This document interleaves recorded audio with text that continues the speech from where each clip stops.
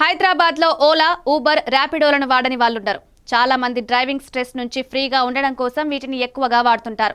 చాలా మంది ర్యాపిడో బైక్లను ఎక్కువగా యూజ్ చేస్తుంటారు. ఇవైతే కార్ల కన్నా తొందరగా గమ్యస్థానాలకు చేరుకుంటారు. చవక కూడా అనే ఉద్దేశంతో వీటిని నడిపేది ఎక్కువగా పురుషులే ఉంటారు. కొన్ని రోజుల క్రితం మహిళా డ్రైవర్లు కూడా చేరవచ్చని చెప్పినా పెద్దగా రెస్పాన్స్ రాలేదు. కానీ ఇదే పథకాన్ని ఆంధ్రప్రదేశ్ లో అమలు చేయాలని డిసైడ్ అయ్యింది. మహిళలు ఇబ్బంది పడకుండా లేడీ డ్రైవర్లను అందుబాటులోకి తీసుకురావాలని సంకల్పించింది. స్త్రీల అవసరాలు, భద్రతను దృష్టిలో పెట్టుకుని మహిళా డ్రైవర్లను అందుబాటులోకి తీసుకురావాలని ప్రభుత్వం భావించింది.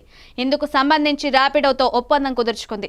అదే కాకుండా స్వయం సహాయ సంఘాల సభ్యుల్లో డ్రైవింగ్ లైసెన్స్ కలిగిన వారికి ఈ బైక్లు, ఈ ఆటోలు సమకూర్చింది ఏపీ ప్రభుత్వం. దీని ద్వారా మహిళల ప్రయాణాలు సుఖవంతమవుతాయంటోంది. అంతేకాదు మహిళలకు ఉపాధి ఊతం లభిస్తుందని కూడా చెప్తోంది. ఈ కార్యక్రమం కింద విశాఖపట్నం, విజయవాడల్లో 400 చొప్పున ఈ బైక్లు, ఈ ఆటోలు కేటాయించనున్నారు. మరో 200 వాహనాలను రాజమహేంద్రవరం, కాకినాడ, గుంటూరు, నెల్లూరు, తిరుపతి, కర్నూలు నగరాల్లో అందజేయనున్నారు. అలాగే ముద్ర, స్వయం ఉపాధి కార్యక్రమాల ద్వారా సంఘాల సభ్యులకు అప్పులిచ్చి వాహనాలు కొనుగోలు చేసేలా చేస్తామని తెలిపింది. ర్యాపిడో సంస్థతో చేసుకున్న ఒప్పందం ప్రకారం మొదటి 3 నెలలు బళ్లు నడిపేవారు ఆ సంస్థకు ప్లాట్ఫామ్ ఛార్జీలు ఇవ్వక్కర్లేదు.